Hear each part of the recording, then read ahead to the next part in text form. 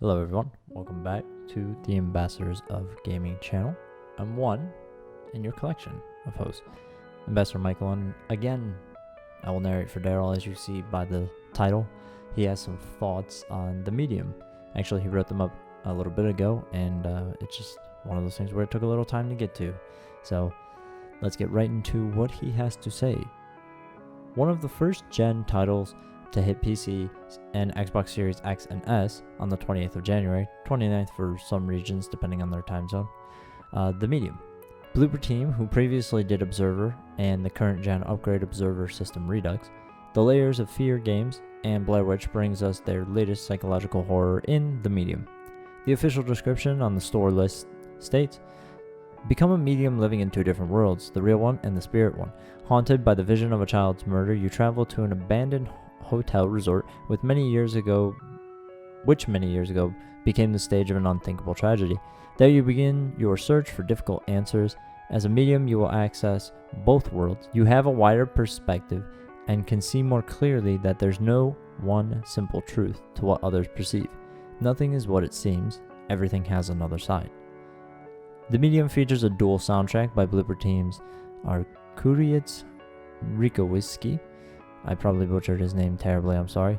And legendary composer Akira Yamaoka of Silent Hill fame. Well, what about the game when you launch it up and you actually play it? Well, once you get to control your character, Marianne, a medium with the ability to travel into the spirit world, you notice the game is visually striking. It is a beautifully crafted game with striking visuals and taking advantage of the more powerful hardware. Play further and you will experience the dual reality, which does lower resolution, but on Series X it doesn't seem to hamper the game too much, if at all. But when the worlds are not split screen, you notice a lot of detail has been included and at the right moments look striking and very vivid. Only visual glitches I saw were towards the end and didn't really ruin any gameplay, just slightly annoying. In terms of the gameplay, what style is it?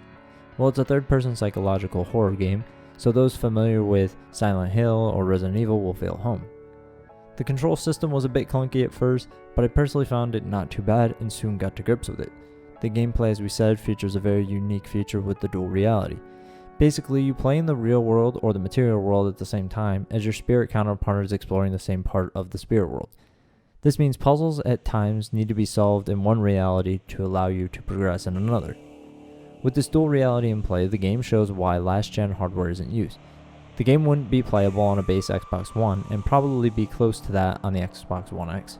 On Series X it feels mostly smooth. Drops in frame rate were rare and mainly with more intense sequences. This dual reality is inspired by the art style of Bakinski. For those unaware, Zdzisław Bakinski was a Polish painter, photographer, and sculptor. His specialism was in the field of dystopian surrealism.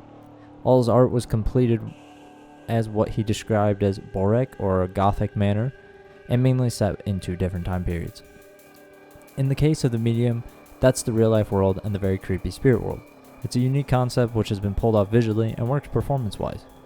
We have a dual soundtrack, as previously mentioned, which adds so much to the atmosphere, and the sound is very well created. More noticed in the spirit world, and this concept of dual soundtrack works brilliantly. The story is really well done and worth the playthrough alone for that, but a point to be made is some themes as you play get very dark and may unsettle some as the nature of the content. It's hard to describe without putting potential spoilers in, so I'll leave it at parts can have an upsetting tone for some. Is it worth a purchase? Well, if you have Game Pass or Ultimate, then it's a free download as part of your subscription.